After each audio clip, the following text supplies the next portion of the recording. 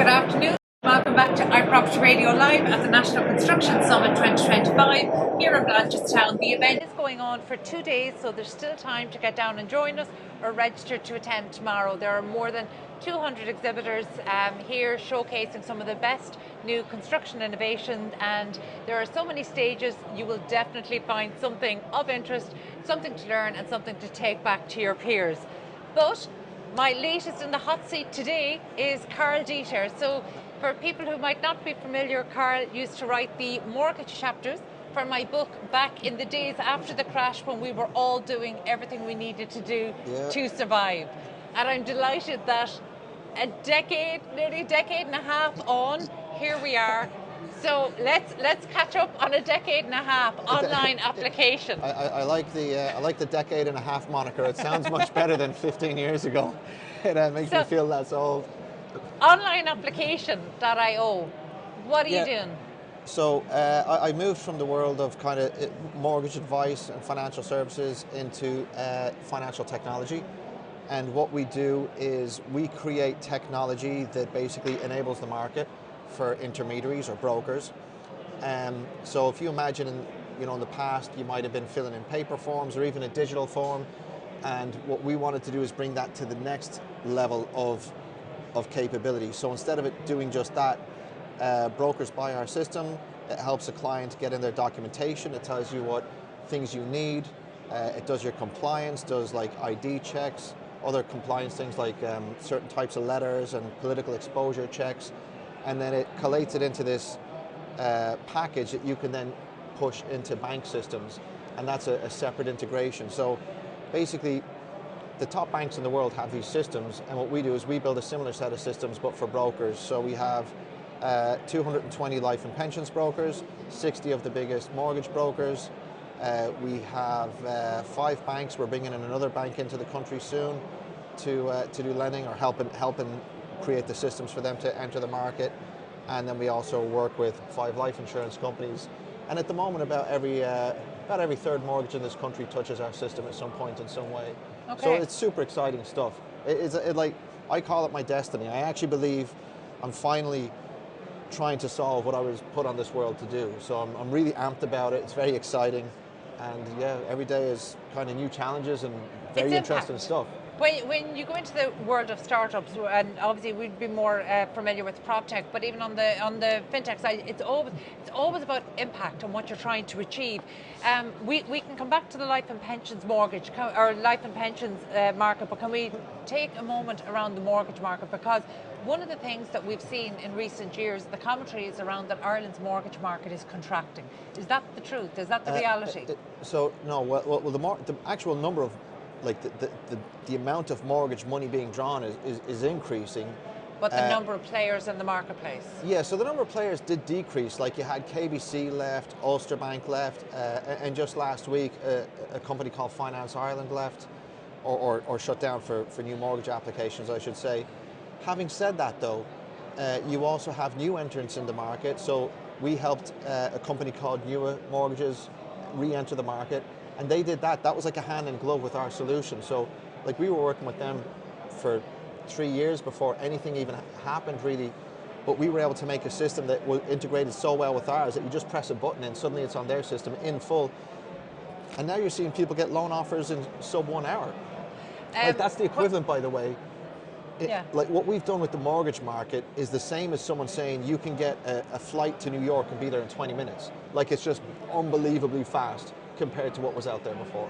Well then, on a personal note, my own daughter moved home with me nearly a year ago to save for a mortgage. She's been going through the mortgage application process, and I can tell you, she was ghosted by a mortgage broker that we would have, that we would hear regularly and see regularly, but we got completely ghosted, and I actually thought, wow, is this one of the areas where the level of service has dropped off? And I wonder, are enough brokers using the service? Because now we're working with somebody and we're hoping that it's going to be faster, but it's interesting, we went on to online application just to understand, and that's where we saw that actually you need your broker to be using this technology. So you mentioned there you've 60 of the top brokers in Ireland, but what proportion of the market is that? So there's about although there's like 400 and some odd registered mortgage brokers in the country, the vast majority of lending is done by about 100 of them. Okay. And some of them have no system. A couple of them have a competing system, which is really more of a bank system that some brokers have used. Our system is the only one that was truly built by brokers for brokers, and where, I know we're talking about the mortgage piece, but all mortgage brokers also do a lot of life biz, and our two systems talk to each other, so we're the only one that offers like the full unified, solve your business issues with this one system.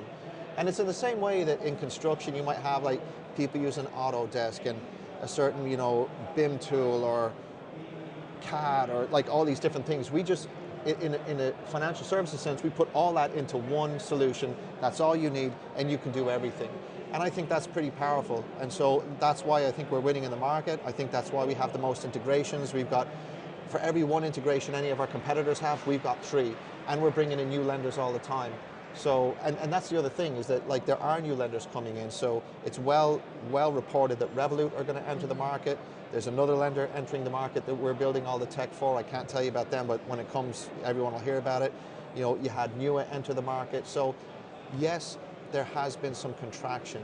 However, innovation and niche and digitization and the reduction of average costs by using tech and innovation, that's going to allow more opportunities, and soon I think you'll be able to get mortgages from all over the place in Ireland. Well, that's a really positive one, but let's decouple for a moment the mortgage market from the housing market, because obviously we have people sitting with loan approval who are unable to secure a home, and here today at the National Construction Summit we're working on that, and next week we will be at the Irish Planning Institute's conference. It's their 50th year. The members there are doing what they can. But in terms of mortgages, you know, we are still debating, it seems, the macroprudential rules. Are Ireland's lending rules, how we operate, are we in line with European norms? Are we doing what we need to do to serve the generation of buyers today, whether they're first-time buyers or looking to trade up or down? So look, when it comes to the macroprudential rules in particular, I remember, I think it was back around 2014, and they had a consultation process for it. And I'm pretty negative on the central bank on that one, because I actually don't think it was a consultation at all. I think they knew what they were going to do, and they wanted everyone to participate in it so they could say, look, we had this process and we listened to what you said. I said at the time, I said this was tried in other countries. They did this I gave all the international examples in Hong Kong and different things where it actually locked people out of a market, and what it did was allow a wealthier cohort to become the dominant players in the market. And I mean, I really believe in housing. Like you will find no one who is more. When you say you believe in housing, do you mean home ownership? Oh, massively. It is the one thing. It is the one thing that takes countries that are dire countries and turns them into good countries. And economists like Ricardo Hausmann have proved this time and again in South America. It improves outcomes. It gives people a sense of belonging, better business outcomes, better law as a result, more democracy. It empowers groups that otherwise can maybe have nothing in their life other than the ability to have this one asset. So I am all about housing. There's 3 secrets to wealth in life. 1 is get educated. 2 is get into a steady relationship and stay in it if you can. And 3rd is own a house. Like even if you look at, for instance, the disparities between different groups, in America they do a lot of like race economics, and they say, why are black people, white people so much different wealth? A bigger determinant of wealth, even greater than going to university, is home ownership.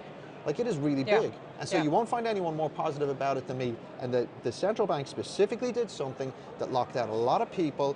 They said, oh, like it's not there to control price. And yet, in a sense, it was. And what happened is that prices got beyond where people could afford it. And you had this contraction of a sector that even in 2012, like I was in the Department of Finance, and we had this big meeting. I said, we need credit, we need confidence. The only other person in the room who was chanting the same thing was a very well-known estate agent. And we got laughed at. Yeah. Like, we were trying to say, and they were like, sure, there's ghost estates. We're going to be tearing buildings down. You know, Noonan's famous, there will be no more boom bust. It's like, this is the most frustrating stuff in the world to sit by and watch. And I studied housing markets for hundreds of years. Like I actually literally helped to write the paper on Dublin house prices from 1708 to the 1950s. I've read that paper, and actually that's one of the few print documents that survives in our office, by the way. Oh, wow. Okay. Well, there you go. Wasn't that with Ronan Lyons? No, Ronan Lyons did from 1950 to to modern day. But the dirty work, old. getting into like the archaic stuff and, you know, big old books written in calfskin, that was me. That was and with a the guy Royal called Frank Academy, Quinn. wasn't it? Yeah, it was the Statistical Social Inquiry Society of Ireland. Yeah. And that's where we gave that. Ronan Lyons was actually my, you get two people who criticize you at the start. Yeah. And their job is to actually tear apart your paper. And I saw John Fitzgerald and Ronan Lyons walk in, and I was like, oh no, don't let this be happening. We've got like the two best experts, and they're going to just shred me miraculously. And I've never actually seen it at any other SISI event other than that one. They were like, you know what, hats off, Carl. You guys all did amazing work. And I think what it was is because they knew the level of pain we went through. Like the people in the Registry of Deeds told us this was not possible. They said it cannot be done because the amount of work it requires, without getting too deep into it, you'd have to look through these old parish books, and then you had to find the road, and then you had to find all the transactions. Then you had to make sure that that transaction was on that road. We had to pick the 10 roads that didn't change over 300 years. Some of them did, some of them had house numbers, others didn't. And then we had to go through 20,000 separate deeds that could be 20 pages long each, and then the price might not even be mentioned. Like the level of work in that was mind-boggling. It was the biggest mistake I ever made. We got our little squiggle on the page in the end, so I mean, but it was way beyond what was realistic to ever try and achieve. And it was only because of the dedication of Frank Quinn from Blackrock College, my buddy Simon Farrell, who's a great bass player and also a good economics researcher, and me. That's how we did it. Equally important. Yeah. So but what was the output, right? So, well, the output that's the was effort. Was the output, was the insight worth the effort? So this is the thing. We have had property cycles, and this is what I'm trying to say, is that seeing that we were going to have property shortages was obvious if you looked at the cyclical nature of property, because it is inherently disequilibrium. In other words, if you want more of, say, this bottle of water, you get 1,000 more tomorrow. If we have a need of 1,000, get 1,000. Yeah. But if you need 1,000 houses, you can't get them for 3 years. And this is the point, is there's always this contraction, expansion, and you're trying to get it right all the way.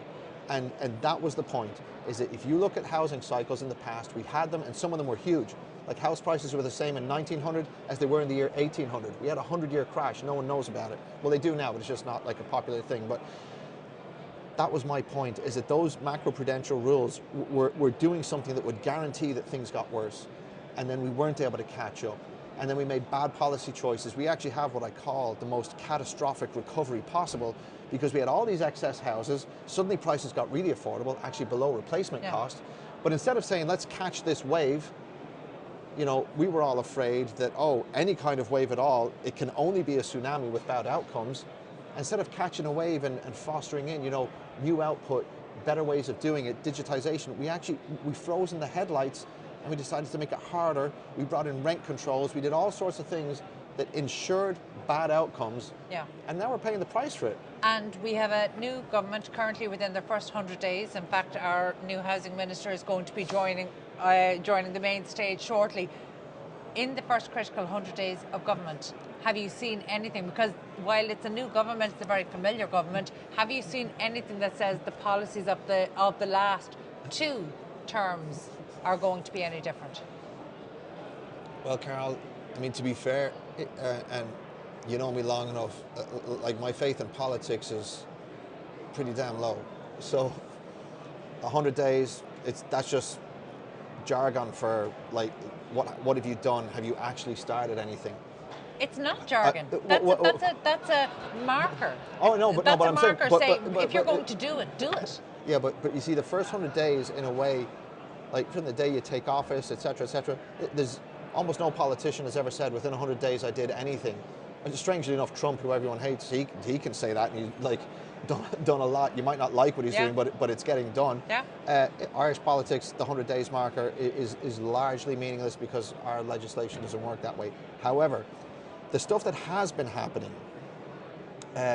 you know, the digitization of planning is almost complete across all local authorities. That's going to be a good thing.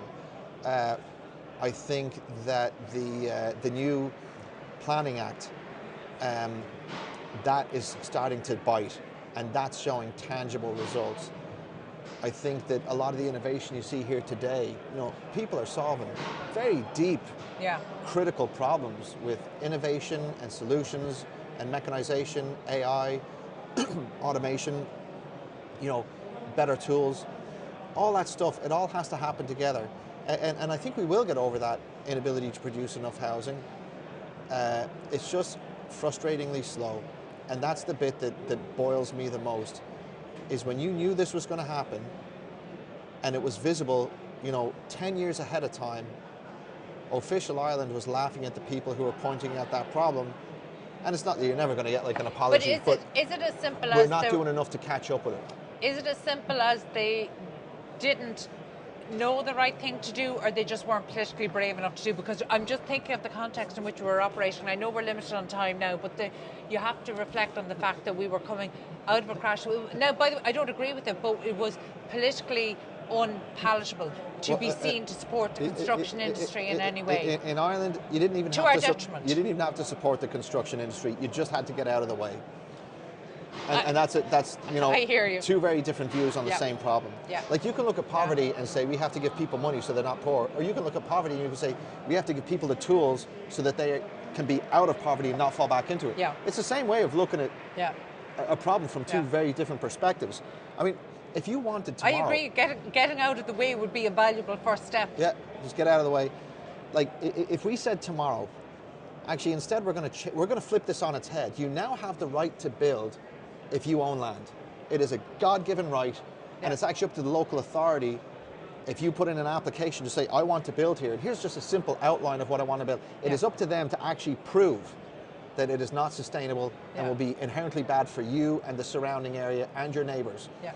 If we just flipped that dynamic around, imagine how many people could build a house tomorrow. You mean if we actually treated planning like we were forward planning as opposed to planning control? It's not even forward planning. What I'm saying is... But it is forward planning. Anything in planning should be forward looking, whereas we don't have that. We have control. Oh, sorry, in that sense, yeah. But what I'm saying, if you even look at it from a rights-based perspective, like a lot of countries where they don't have as much of a problematic housing market, you actually have a right to build. Like, that's something that's quite common in countries like Germany. And what they'd be saying is, like, I own this site, I want to build a house. Now, you prove to me with data why I can't. And usually they can't. And so a house gets built. And that then solves a problem. People say, well, you don't want one-off housing. But imagine how many people might own an acre that they could fit, say, 14 houses on and get a local builder to do it. Yeah. Or where they might be able to do all the groundworks because they have all the machinery. Yeah. Like a million ways to solve this. And we don't have to look at it through the lens of the past. You could actually just say, you know what?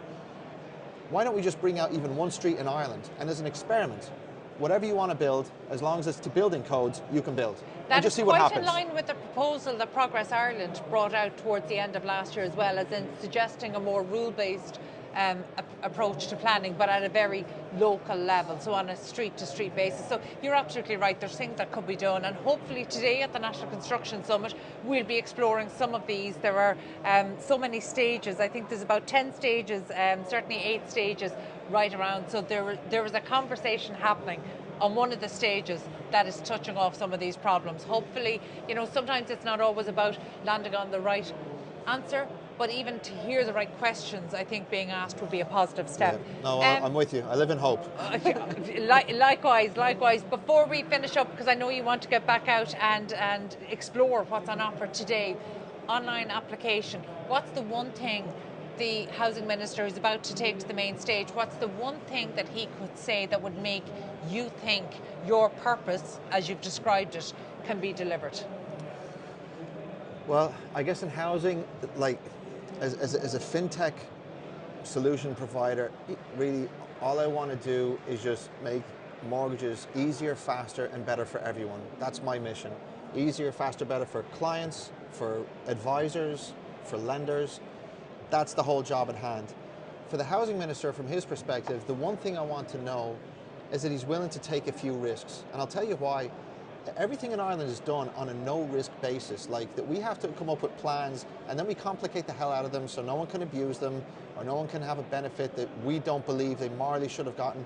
I think we need to get away from that and say more like real life. In real life, you take risks and you could be wrong and you can fail, and sometimes you do fail, but we need to see a bit of oomph, a bit of like, let's go for it. Let's solve this. Let's take a chance. Maybe we'll make it a street where we're just going to say, we're just scrapping planning. Let's just see what happens if you say Yeah. this is a legal building, like it'll comply to building requirements, but you're not going through a planning process. Yeah. Just one street in the whole country and say we're going to try this on one stretch of 100 meters and see what comes of it.